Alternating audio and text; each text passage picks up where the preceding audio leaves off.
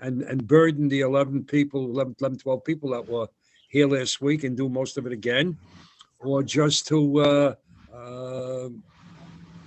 do this year again for the people who are watching on Zoom. But what I'm going to do is I'm going to try to split the baby in half. I'm going to start from Rus again. I'm going to start chapter 2.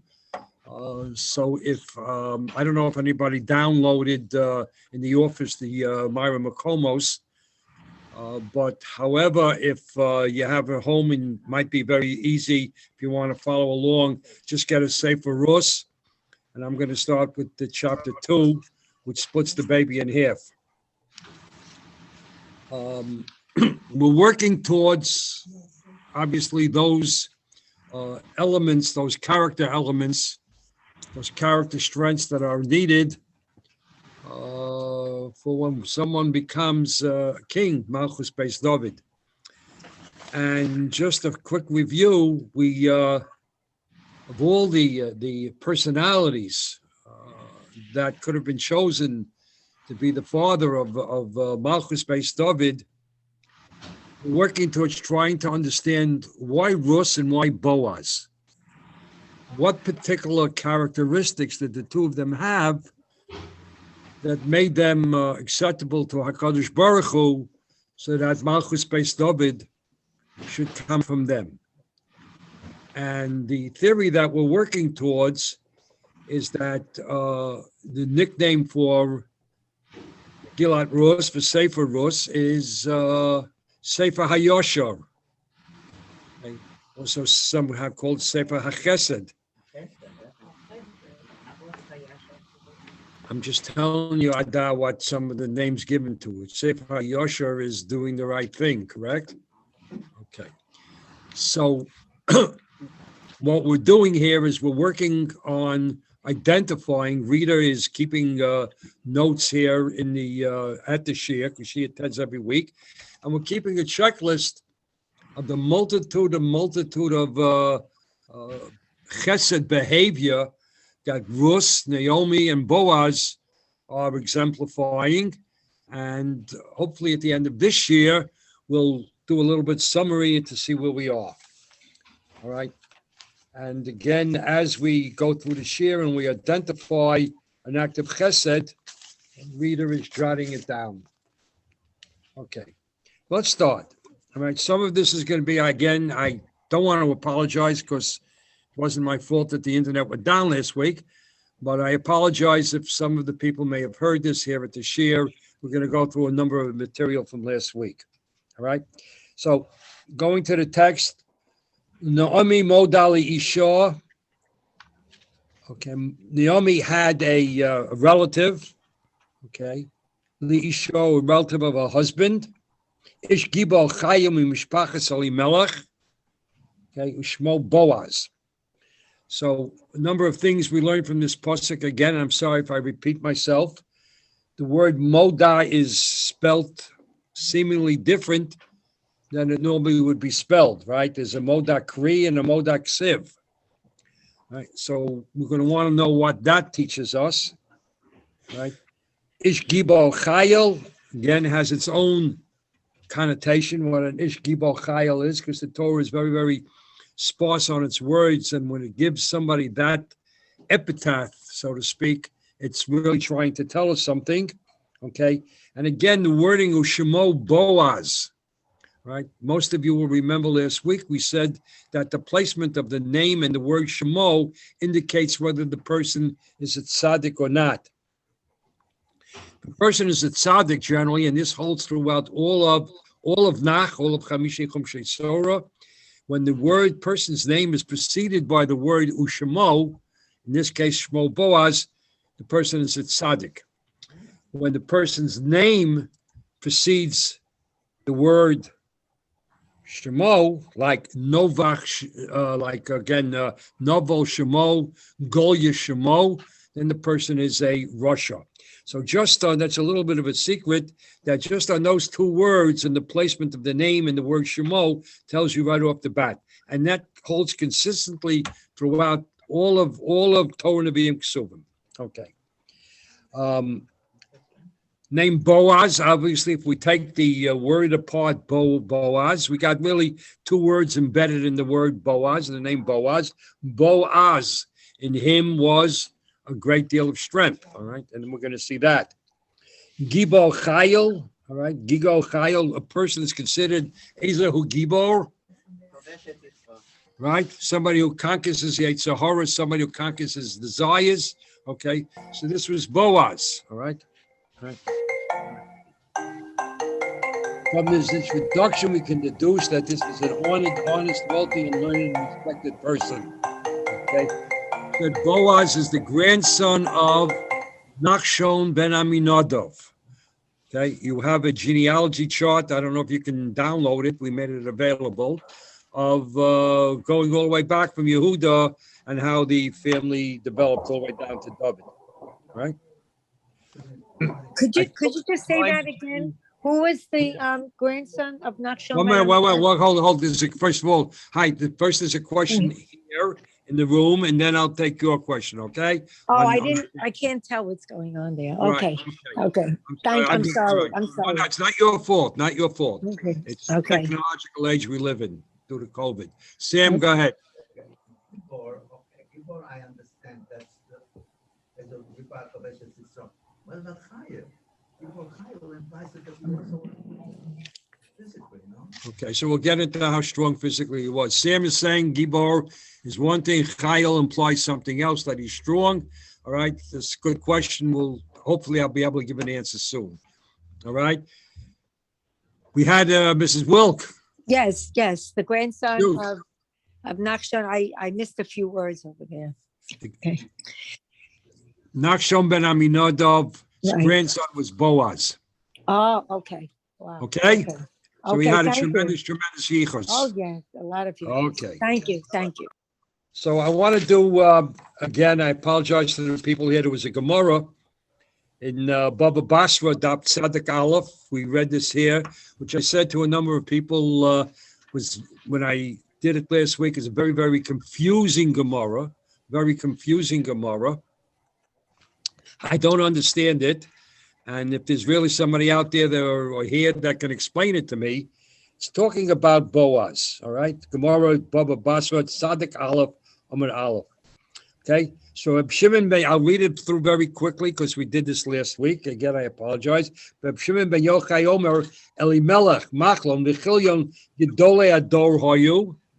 All right. They were considered to be amongst the Gedolim.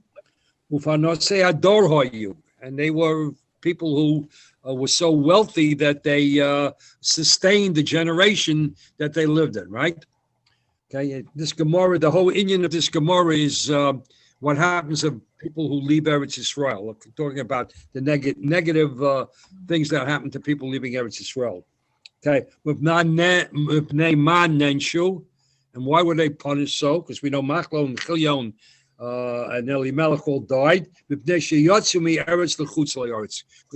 Eretz Yisrael and they went to Moab to live. All right.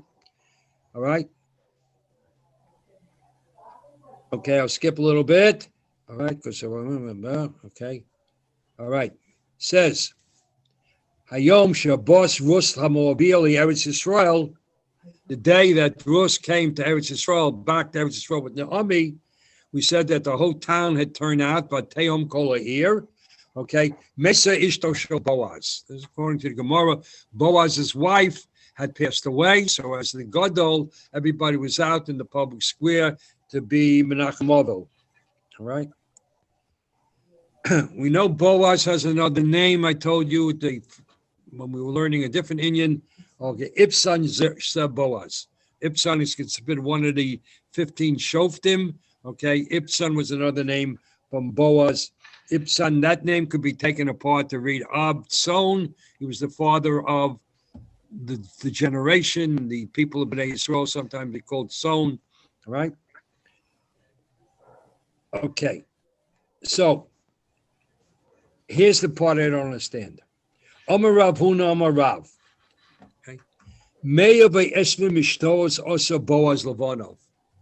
Boaz was reputed to have made 120 parties for his children. Okay.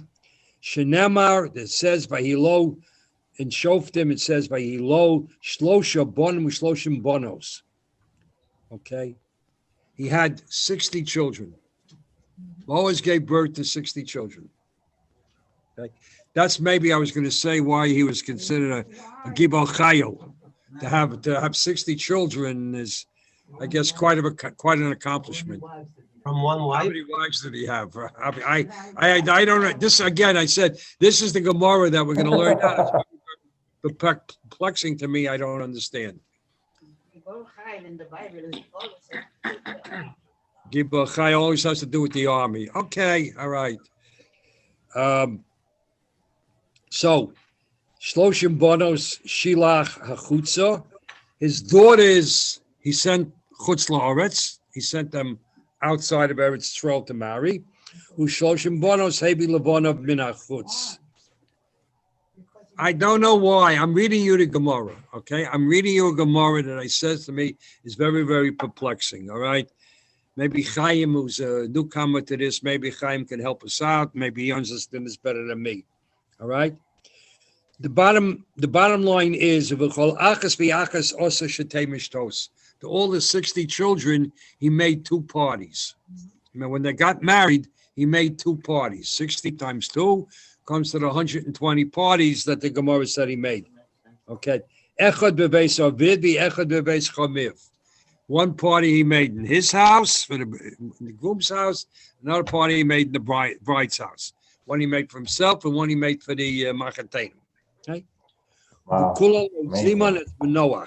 And for all of these 120 parties, he did not invite a person by the name of Manoach. Now, who is Manoach? Manoach became the father of Shimshon. Okay, and the whole story with Manoach and his wife is that she could not conceive and have children. Okay, Omar, he says, this is referring to Boaz, and listen to this, that a tzaddik should say this, Kudna akorba my poro.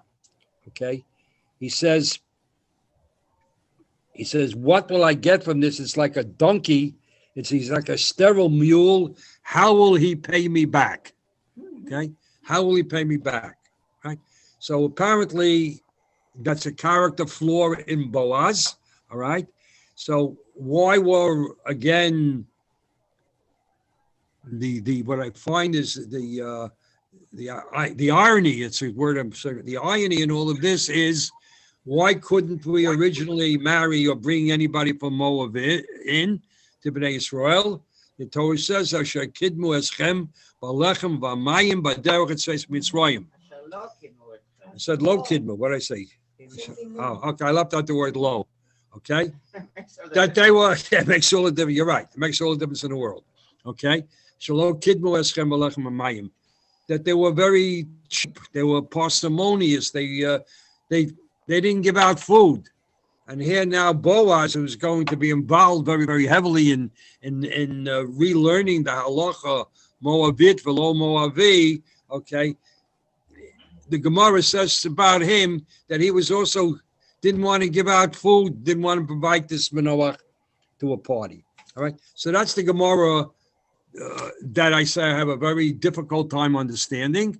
Whether the Gemara is actually quoting us the exact facts as they happen, or is just, for want of a better word, maybe exaggerating a little bit to give us a mushal, to give us something about Boaz's background. Clearly, we're going to see that one of the characteristics that a melech has to have is to admit that they did something wrong, to do tshuva, right? We had learned that with Yehuda, right? Sot kami many, right? So possibly, I want to say that what we're leading to is that Boaz his tshuva will be on how he treated Rus, the chesed that he extended to Rus with the with feeding her. Right? Okay, let's talk about a little bit about Naomi. Naomi has, we said at the end of chapter 1, she has slunk, for want of a better word, she has slunk back into town. She was, we suggested that if we took a look at where her social standing was when she came back to town at the Bethlehem, after a 10-year absence, okay, number one, probably, hey, Bella, she may have been embarrassed by her poverty. Remember, when she left, she was the wealthiest person in town, she and Elimelech, and she may have been embarrassed now that she's coming back as a poor person. She may have been embarrassed by her behavior, because they finally say Hador, is not a person that has to leave during a Ra'av. And the reason why Elimelech and her left is because there was a Ra'av. It might have been cheap. They didn't want to share their wealth with people. They would realize they'd have to feed the people. There would be a two-person welfare department. They didn't want to do that. She was afraid also of her being rejected by the people of Bethlehem when she came back. All right. She doesn't know she's coming back with Rus, so she doesn't can't figure out how the townspeople of Bethlehem would accept her coming back with, look who she's coming back with, right? All right. And also, the question is why she didn't approach Boaz as soon as she came into town for all of those reasons to tell her, look, I'm your relative, I'm back, is because Boaz, we said, was in mourning for his wife. And as such, maybe she just didn't want to approach him because the time was right. In any event, vice versa, Boaz makes no effort as a moda, as a family member. That's why we said that the word is spelled chaser. There's a spelling missing, it's exhibit kri. Boaz was responsible also for not reaching out for her to realize, as the head of the town, that there was some two poor people coming in, so he made no effort to reach out to her. Right? All right, that's the end of Pasuk 1. Pasuk 2. But Tomar Rusam of Bioel Niomi, all right, she proposes, Rus has a solution to the problem of poverty, that they have no food. Okay. She's going to go out to the field and she's going to glean. What does the word glean mean? Anybody? We got a major here. So I went to the dictionary. Glean means to gather grain left behind by reapers. And gleanings are things that have collected bit by bit. So I went through with you in your handouts by halacha, by law, all right? Obviously, there was no central government to have a welfare system installed to take care of poor people. So the Torah perceived this, and they set up 3 different types of ways to feed poor people, minat Torah, which people by law, poor people by law, were entitled to. And the famous ones we said are leket, shikha, and peah. So here she says, she's saying that I'm going to perform, leket, which I am entitled by law, and Naomi and I and Mirus, we will feed ourselves, we will support ourselves through leket. Just want to run very, very quickly through you the 3 sources of leket, shikha, and peah. Okay. All right. One, kutzechem is kitzirat sechem, lo sechala, pa'asotcha lektzor. All right. All right. So there is peah. Peah is the corner of a field. Has to be left fallow, or not, I don't say fallow. You cannot pick from the corner of the field. All right. The Gemara will, which we don't want to get into here, it's not the purpose of the shir. There's a whole machlokes exactly of what the dimensions of peah are, because there are small corners and big corners, right? So anyhow, the corner of the field, all right, obviously, corner of the fields were generally on the road. Person would not embarrass himself by going into somebody else's property. They would be entitled to take the leket, right? The next one, yes, Bella, question? Don't be sorry. It's warm in here. You can play around with it. I learned when I was president of the shul never to fool around with the air conditioning, because you make half the people hot and you make the other half cold. So feel free. It's right there. You could put it. Okay. Sorry for the diversion. The leket kitzircha lo salaket.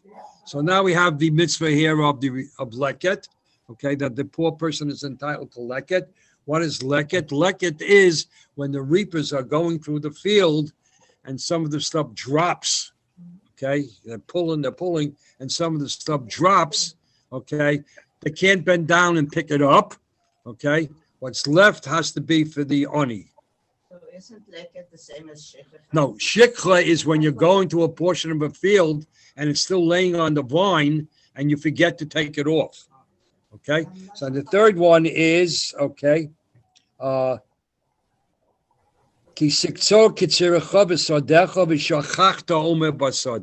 those are the three from the Torah. Okay, so Rus is now proposing that she will participate in the in leket, which again by halacha she is entitled to.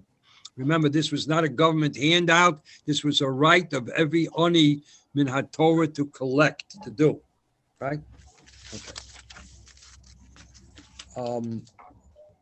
So now I think what we've set up through chapter 1, chapter 2 of Rus, all right, we have three very alike, emotionally, I wrote this, damaged personalities. Okay? Each has their own sorrow that they're going through. Boaz, losing his wife, according to Gemara, losing his children, coming off a background where the Gemara itself says that he was stingy with his giving out of food at Malchut, right? Naomi, who's lost everything, right? She's lost her husband, she's lost her 2 children, she's lost her wealth, she's lost her youth, she's lost her health probably, right? And Rus, who again, she's lost her husband, she's entering into, she has no wealth, she's entering into a strange society now. We did do all the halachas, we did the discussion of Gerut, so I won't do that again, but she's entering into a strange society, which she doesn't know whether they will accept her.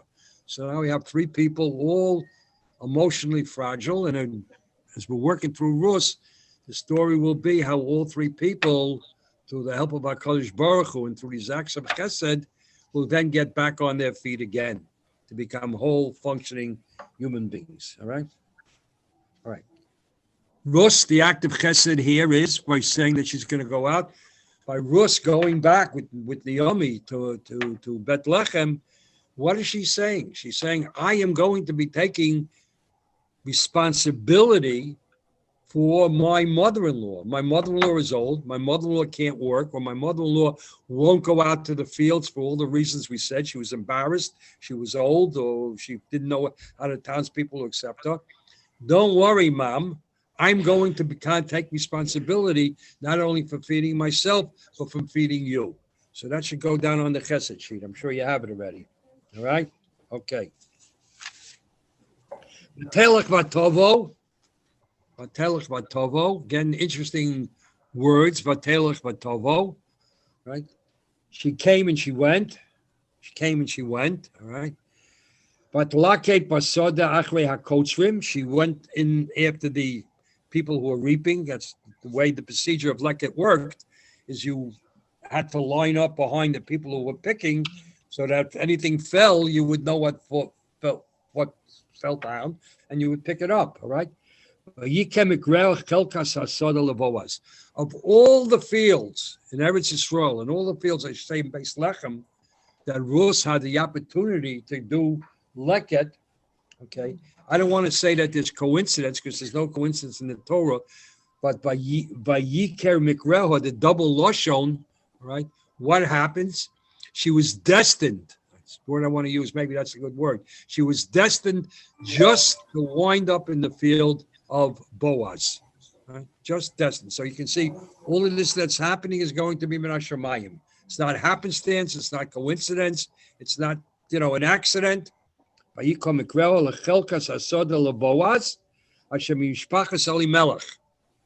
is again leading us in a direction which we'll discuss maybe the next year. What is actually the responsibility of a family member, okay, to Rus, right? We have in Pashas Bahar B'chukosa, we have all the halachas of Goel, of people having to redeem land, all right? It's an interesting thing that everybody teaches, when we learn about Rus, about is there an Inyan there of Yavama, We'll go to discuss all of that. It's more of an issue of goel, of redeeming land. Bine Boaz Bar. Again, the start of a sentence with the word v'hine. Lo and behold, all of a sudden, again, we can see that this is HaKadosh Baruch Hu working his hand in history. Okay? All of a sudden, the day that Rus just happens to be in the field, and Boaz is an overseer, is a very, very wealthy man, able to make 120 parties.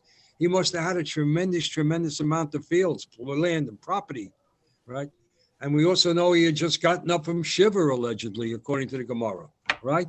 So the first act of his getting up from Shiva is to just happen to walk into the field that Rus is in there doing leket, all right? B'nei Boaz Borbi Beis Lechem, by Yomel Kotzrim, and he's saying to his harvesters, his workers, okay, Hashemi Mochem, was where the Torah tells us this is where we get the idea of, when you say greet somebody, he's the first one to use Hashemi Mochem. Vayomer lo Yivarechecha Hashem, Baruch Hashem. Okay, if you ever want to know a source in the Torah where Baruch Hashem comes from, okay, here's where it comes from. All right, I told you there would be a problem with cold and hot, didn't I? That's why I didn't want to touch it. All right.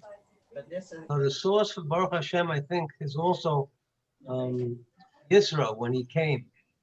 Moshe Right. Right. Yisro was the first person in the Torah to say Baruch Hashem, but the act of greeting Hashem Imochem and Baruch Hashem comes from Boaz and the Kotzrim. Okay, very good. Chaim pointed that out. Right, Chaim is correct. I told you last time that this is the system of Bnei Akiva.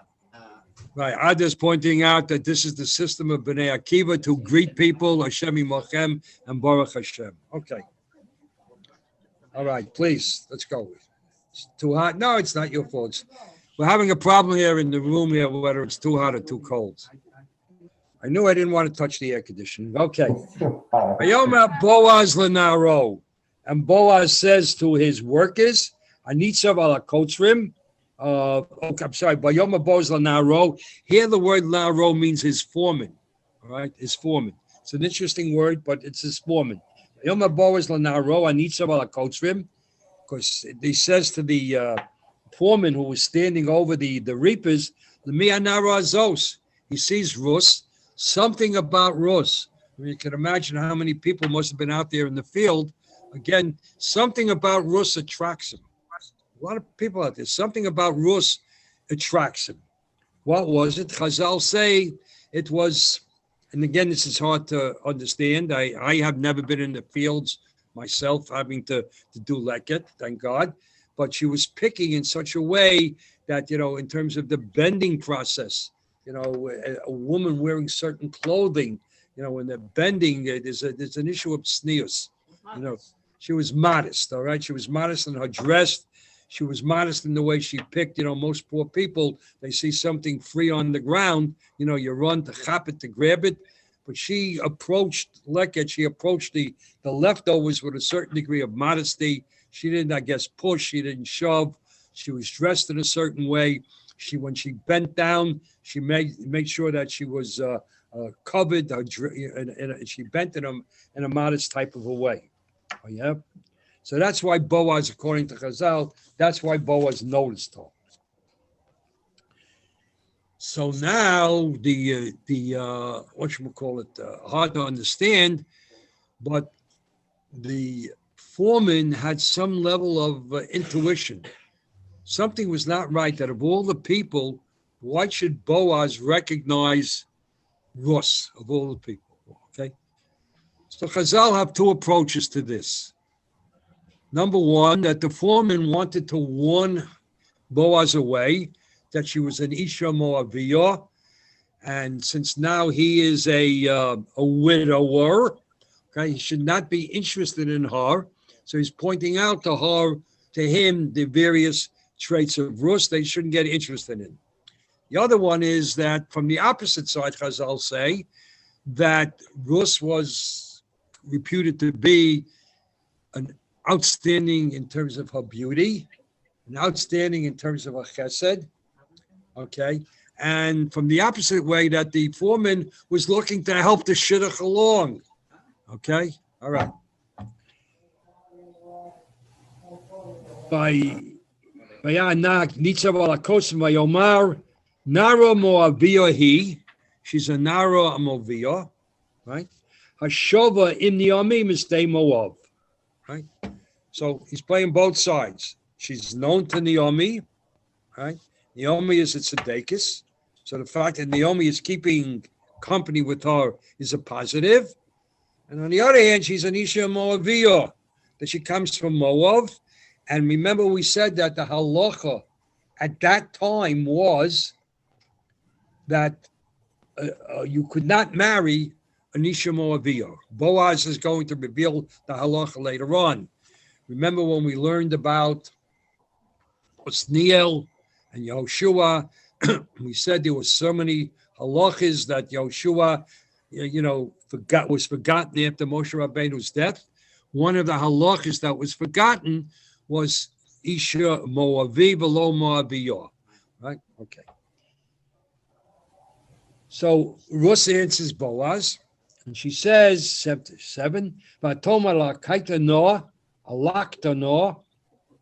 Okay, please let me glean. I want to do leket. Or safti v'amorim. I will gather achli hakotzrim. I'm doing what I have to do here. But vova tamod miyot haboker v'hadata zeh shifta habayis miyot.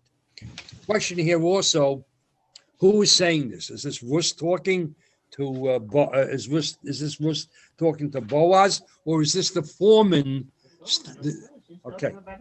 Okay, so the foreman is still talking, right? I made a mistake. The foreman is still talking to Boaz. Okay, and he's describing her that, she came and she said, I want to do leket, right? And she's been here all day, all day. Right? So Vayoma Boaz el Rus. Boaz now has some idea of who Rus is. She's an Isha Moaviyah. She's somebody that's has the been with Naomi, right? Vayoma Boaz el Rus. Halo Shamati BT. I'll take. Halo Shamat BT, correct? Okay. Halo Shamat BT. I'll take the Lukopa Soda Acher. Okay. Gamlo Savuri Mizeh. Boaz, for some reason, is reaching out to her. He's telling her, right? Don't go anywhere else. Stay here, right?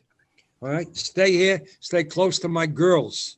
Apparently, I don't know where the girls came from, because whatever it was, but stay close here, right? All right. Boaz is immediately deciding what he's going to do. He's going to take a protective relationship towards her. She's to disregard any comments by the overseer, because according to one thing, he was disparaging her by calling an Isha Moaviyah, right? We said that, right? Right. And she's to just ignore anything that goes around her, because he is going to be responsible for her. Keep your eyes on the field. Keep your eyes on the prize, on the ball. Okay. Of the field they will harvest for lach and walk after them. Right. Okay. I've now ordered my men not to touch you. Apparently, people who out in the fields were of a lower class, and they would always shepherd the women. They would always, flirt with the woman. Today, with the governor of New York, probably they may have been done sexually inappropriate things, whatever it was. They weren't of the highest moral people, the people who went out to work in the fields, right? And when you go with shosis, and if you're here working all day and you get thirsty, go to the water station where my workers, where my staff, I've allowed them to drink. Right? Go there. So already he's reaching out to her. It's not just a story of everybody, talking about quote unquote Rus is a tremendous love story. right? It's a story more that we have to, huh? Necessity. Well, not so much, it's a story that's, You need to drink water. That's You filled- need to pick up the food. So it's a Right. necessity that he allows her to do. right, it's a story though that's filled with the purpose of HaKadosh Baruch Hu to lead us to David HaMelech, okay? These things are not just happening haphazardly, right? So Rus responds, but Tipol al Poneho, right? She's very, very overwhelmed by this act of chesed. Other than Naomi, this is probably the first act of chesed that's ever been done to her, having come from Moab in a very, very long time. And for some reason, that she's very, very overwhelmed that the Gibor Chayil, the head of the, the generation, the richest man in town, the Shofet, Boaz, has for some reason reached out to her and shown so much concern for her. V'shtishtachavu artzova tomer love madua motzosi chen beinecha lahakireni. Right? Why are you doing this? Right? Why have you reached out to give me this special favor? It says v'onochi noch riyah. Right? I'm a stranger. Right? I'm a stranger to you. Right? All right. Vayan Boaz. Boaz says to her, Vayomer lo hu gade hu gadli. Double loshon. Double loshon again. What's the double loshon? Why double loshon? Let's see if we can figure it out. And we'll talk about it. Hu gadli kol asho astis es chamosech acharei mosi sheikh. I found out all the chesed that you, Rus, did to Naomi, you dump your mother-in-law, after your husband died, right? After Machlon died. Because at that point, Rus had no obligation to her anymore. That was the obligation, right? But Tazvi ovich v'imech v'eretz moladetech, that I know the chesed extended to your leaving your homeland, leaving your father. Remember, we said it wasn't easy for her to leave her father. Her father was Eglon. Her father was a king there in Moab. So she's left a life of being rich, being a princess, to follow her destiny, to follow Naomi into Eretz Yisrael, to convert. But telchi el am ashol yadat tamol shom. Not only that, you're taken upon yourself to do the gerus, to become a ger. You've taken almost shemayim on top of you. So that's the who God. There's several things, more than one thing. It was told to me over and over again that you have more than one chesed. The chesed that you've done was not only to Naomi, taking care of her. The chesed is also that you also took upon yourself all malchus shemayim, that you took upon yourself to become a Jew, and that everything that applied, all right, all the mitzvot that you're going to have to do, all the responsibilities, all the requirements, right? Yishalem Hashem po'olech. Okay? Kadosh Baruch Hu will repay you for everything you do. Usihi maskotech shleimo meyem Hashem elokei Yisrael. Asher bos lach asos tachas nafov. All right? Your reward, he's telling her, does not end with my kindness to you, Boaz is saying. Your reward will be not only my kindness, but the kindness that HaKadosh Baruch Hu is going to do for you in the future. But Right. it's interesting that he uses the word maskoret. Maskoret is something that you get from the office or someplace where you pay.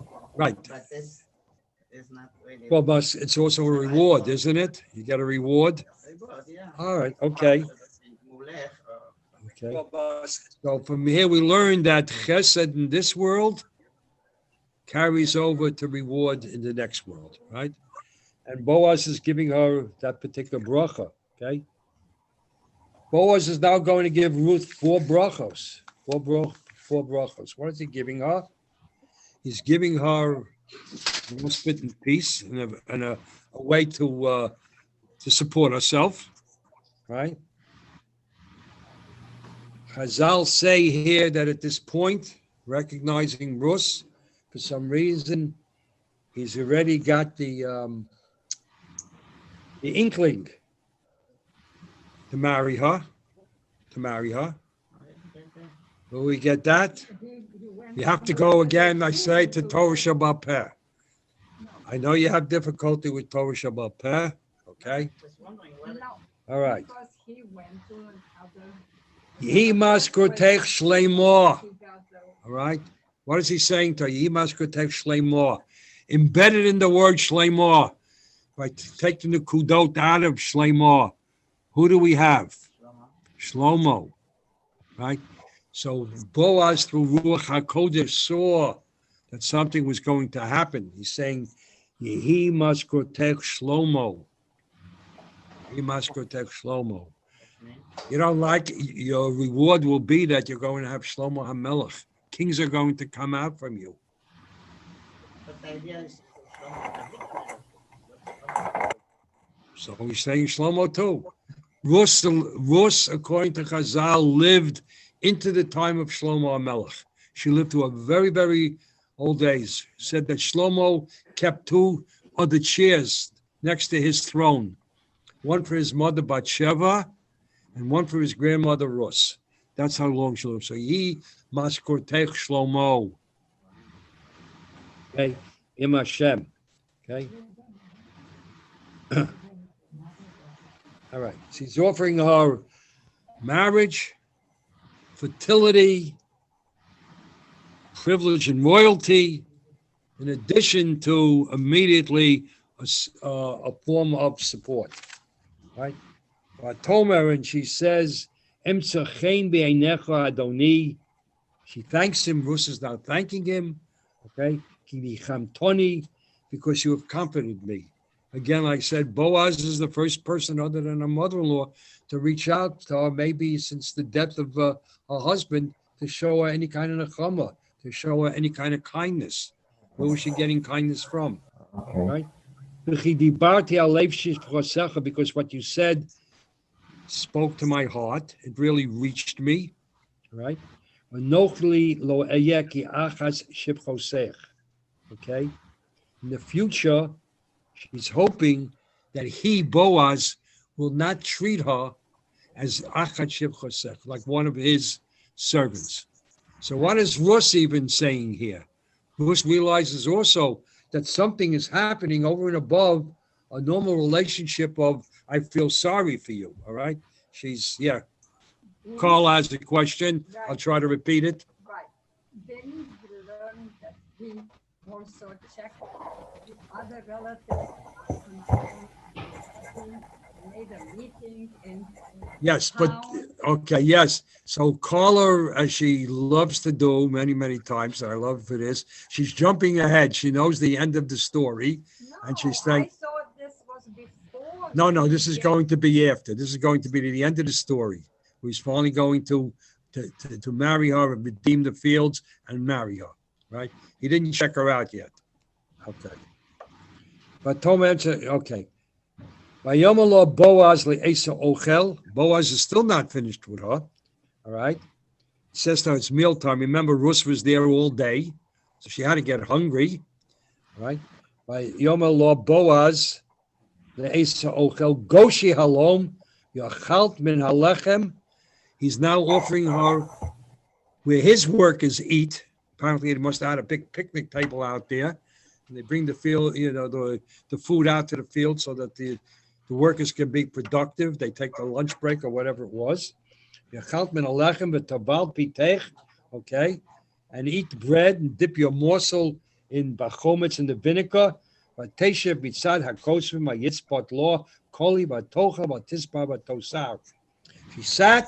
She sat at the Who sat? Who? sat at the workers' table. Okay, he handed her parched grain.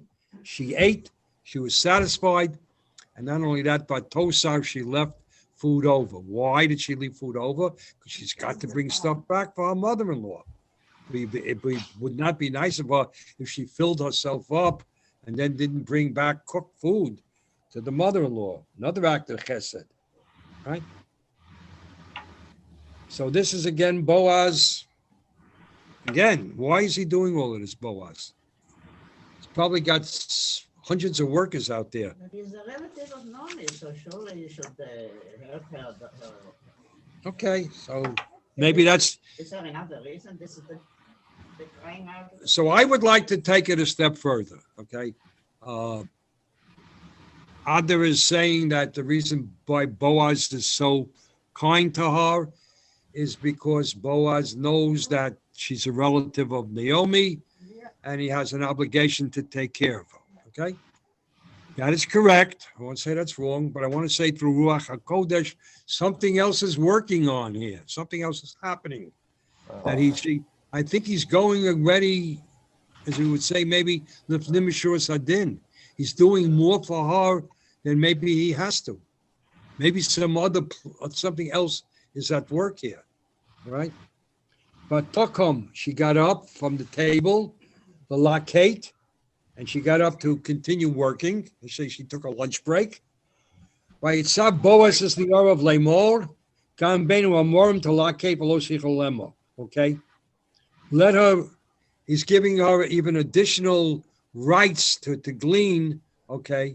He's telling her, let her pick it off herself so she doesn't even have to bend down. And don't embarrass her, all right? Okay. All right. This is additional chesed. Okay? Chesed, person keeping the chesed chart walked out of the room, so, all right. So remember also, Boaz, I guess, maybe sees this also as an opportunity for his tshuva, right? Remember, what did the Gemara tell us about Boaz? That he was stingy, that he didn't, he made all these parties, okay, and he didn't invite. Why did he send out his kids to Chutzlaret? Why did he? Send out his children. Why did he send out his children? Chutz la'aretz? Right, that's his- It is a very good question, and if I had the answer, I would give it to you. I do not know. But okay. my point is, it's not a positive for a person. That's right. It's not a positive for a person. Correct. Okay. Let's put the negative Not po- there. I told you I don't understand the whole Gemara, why the Gemara should bring this down to such a tzaddik like Boaz to repeat us this story. And again, even more perplexing is why all 60 of his children would die, Oh my because goodness, I didn't know that yet. it said in the Gemara. I read it to you, I'm Right. sorry, I missed that. right? If Boaz was so cheap, why did HaKadosh Baruch Hu punish the children, right? I said it's a very perplexing Gemara. I do not understand it, right? Where's that Gemara again? Bubba, what'd you say? Baba Basra, Tzaddik Aleph. He's gonna check you. I'm glad. I hope Chaim is going to check me, and maybe he'll come in, he'll see me in shul, or give me an answer, and I'll share it. I really want to hear it. All right? All right, so he's telling her in the next pasuk 16, I don't want to read it through, he's giving her even more chesed. He's devising a method for her to make it even easier for her to gather her food. That's sentence 16. Question 17, sentence 17. But laket basoda orev, she again worked there, she gleaned, she did leket in the field all day till the evening. Okay. Both Esa Shali Ketor. She apparently this was a agricultural way of doing things, preparing food in those days, which I don't understand. But Tachbot Esa Shali Ketor, she beat out what she had gleaned, she prepared it. Vayihi Ke'efos Yorim. She Chazal say here that she Boaz had been so kind to her and made this process of leket so easy for her to do that when she finished her work at the end of the day, she had enough for 10 days. They say an ephah of barley was enough to last for 10 days. Okay, right. But Tisa Vatavo ear. So she came, she carried it. Right? She carried the barley, prepared barley on her head. But Tavo ear, she came to the city. But Terach Hamosa Isa Shaliketo. And when her mother-in-law saw how much she gleaned, how much she is bringing back with her, but she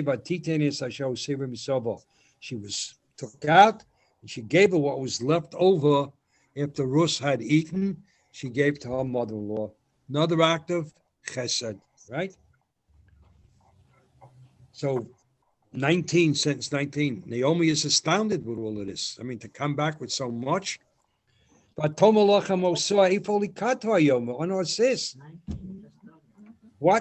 what is all of this? I mean, how did you come back with so much? Usually you would come back with a day or two supply of food, and she comes back with 10-day supply of food, right? She says, Esa she'osasa imo, with it. But Tomer, the person that did this, Yehi makurech baruch, the person that made you or allowed you to pick or take so much or made it so easy for you, he should be baruch, he should be benched, he should be blessed. Okay, and again, at this point, Naomi has no idea who does it. So Rus tells her, everything that happened, right? But Boaz, that all of this largesse that I'm coming back with, this 10-day supply of food, is all due to this man Boaz. But Naomi answers Rus. Baruch Hu Hashem. Wow. Ashal Ozav Chasto es a Chaimes Amesim, who's not lost his kindness to the living or to the dead. Why would they be considered dead? Because a woman without children, like Rus, and Naomi, she's like considered dead. She has no husband, she has no children. She cannot give birth anymore. She's past childbearing age. Okay, she's considered. She also referred to the sons. That's what I was. Yeah. I said she has no children. No, her sons died. This is Okay. Chesed with his Amona. Okay. All right. Good. Yeah. All right. All right. I always understood it that way. Yeah. So then Naomi reveals to her finally, "Vatoma lot Naomi korov lonu ish." The man is a relative. Okay? Man is a relative. Migo aleinu hu. He's a person who, and we'll talk next week, we'll go through the Pasha and the Torah about the obligations and the duties of a goel. A goel is not the same as somebody who's required to do yibum. The two are two completely different things. Right? We'll do that next week, God willing, unless Mashiach comes. But Toma Rus Hamoviyah. Gam ki omar elai. Not only that, he even said to me, Iman ne'orim hashalitid bakun.